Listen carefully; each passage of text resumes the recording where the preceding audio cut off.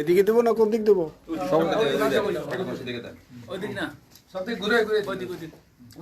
দেখা যায় আমি কিন্তু লাইভে আছি, আপনি না এই বলতে আছে ও ও আছে তো নাই কেউ এ নাই বেবি নাই আছে তো আছে। পুণ্যতিথি মহামহন্দের ক্ষণে কালী পুজোর চতুর্দশী ভূত চতুর্দশী, সেই ভূত চতুর্দশীর মহাপুণ্যতিথে আমরা সমাগত, এই মহাশক্তির চরণতলে শরণাগত। শুধু আমরা শরণাগত নয়, যুগ যুগান্ত থেকে কত রাজা মহারাজ দিগ্বিজয়ের সংকল্প নিয়ে তারা শক্তি অর্জনের জন্য রাষ্ট্র জয় করার জন্যে, সুসম্পন্ন করার জন্য, তাদের রাষ্ট্র পরিচালনার জন্য তারা শরণাগত হতো এই মহাশক্তির চরণতলে। আমরা এই সৌভাগ্যবান যে আমরা সেই মহাশক্তির চরণতলে আমরা শরণাগত। মহাকালী রূপকে আমরা অনেক রকম ভাবে বর্ণনা করা হয়েছে, যেগুলো আমাদের কয়েকটা কথা আমাদের জানা দরকার। কারণ ছোট ছোট ছেলেরা তারা অনেক সময় ভুল বুঝে যায় যে কেন মা আমাদের উলঙ্গ, কেনই বা রক্ত দাঁত জিহ্বা লোচন। ছোট্ট কয়েকটা কথা আমি আপনাদেরকে বলি। দেখুন, মায়ের এই উলঙ্গ রূপ হচ্ছে এই অসীম অনন্ত, যাকে একটা ছোট খণ্ড বস্ত্রে দ্বারা আবদ্ধ করা সম্ভব নয়। কারণ এই মহাকাল আর কাল,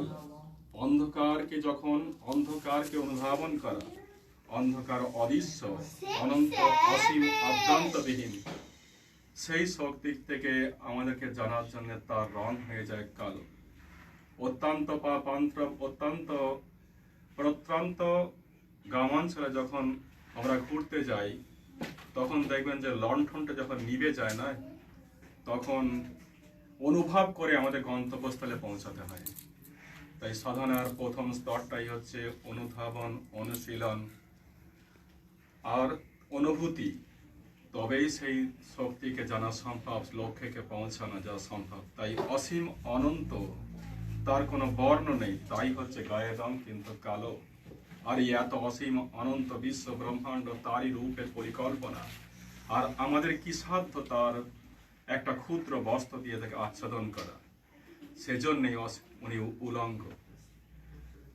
অসীম অনন্ত, তাই সমুদ্রের জল কিন্তু নীলবর্ণ, যাকে অনুধাবন করতে হয়, অনুশীলন করতে হয়, আর যাকে অনুভূতি দিয়ে জানতে হয়। দিগম্বরী মা হচ্ছে এলোকেশী, এই বৈরাগ্যের প্রতীক। এই বন্ধনের মুক্তি হচ্ছে সত্যকে জানা, বন্ধনের মুক্তি কি হচ্ছে সত্যকে জানা।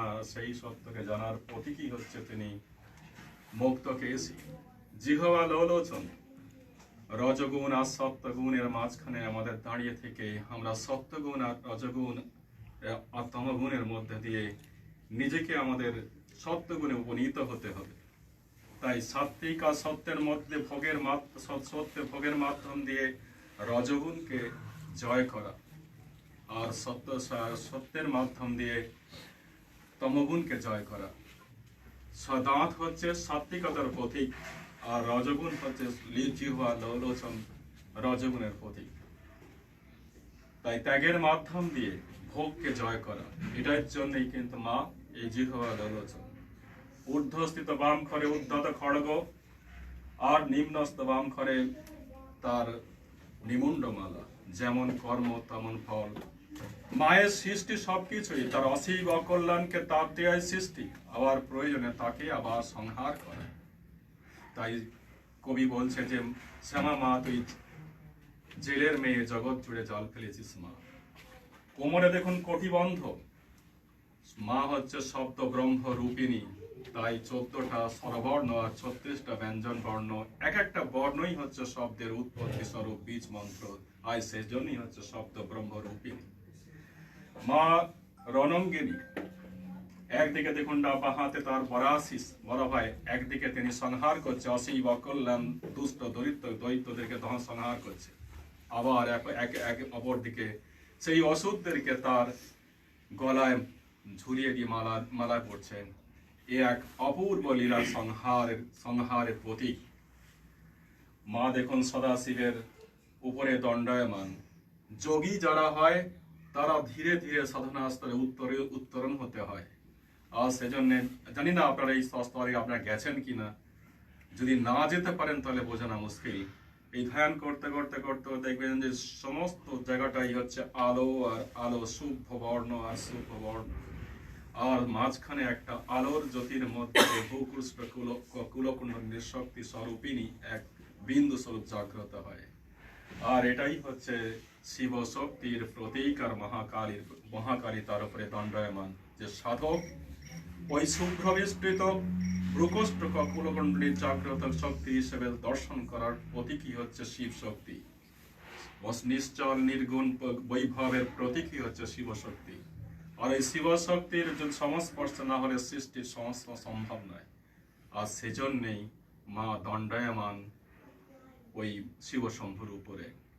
তাই আজ এই মহাকালী ধন্বন্তরী পূজার কথা আমি আগেও বলেছি, মহালক্ষ্মীর পূজার কথাই বলেছি, শুধুমাত্র কয়েকটা কথা কাজ করে গেলাম।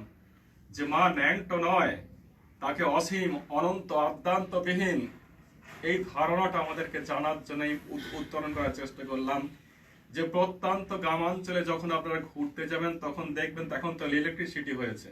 তখন তো ইলেকট্রিসিটি, আমরা যখন ছিলাম পড়াশোনা করি তখন আমার ইলেকট্রিসিটি ছিল না। এমন একটা গ্রাম থেকে আমি এসেছি, লণ্ঠনটা নিভে গেল, কিন্তু এই অন্ধকারের জায়গাতের মধ্যে দিয়ে কিন্তু গন্তব্যস্থলে আমাদের পৌঁছতে হবে, লক্ষ্যে আমাদের পৌঁছতে হবে।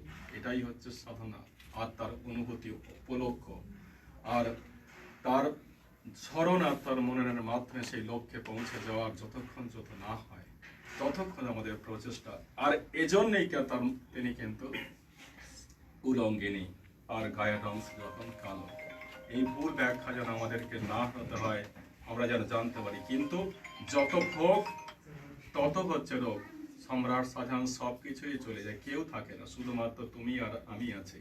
যতই তোমরা নাপুর চুপুর যাই করো না কেন, মার্সিডিজ চাবো না কেন, গয়ে গহন সোনা দাও না কেন, একদিন তোমাদেরকে আসতে হবে ওই শ্মশানের দিন আসতে হবে। তোমাদের শেষ চিতা পাতা আছে কোথায়?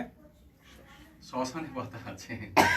তাই নিজের কথা ভেবে অন্তত মায়ের চরণ তলে শরণাগত এই প্রার্থনাই আমার রইল।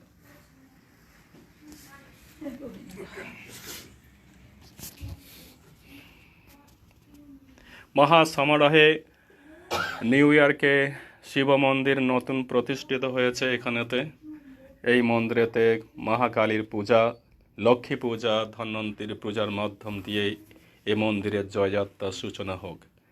আগামী দিনে এই মহামন্দির এক মহামহী রূপে পরিণত হোক। নিউ ইয়র্ক বাসীরা তারা শান্তি আর আশা আশ্বাস নিয়ে এই মন্দিরেতে আসুক, এই আমার প্রার্থনা রইল।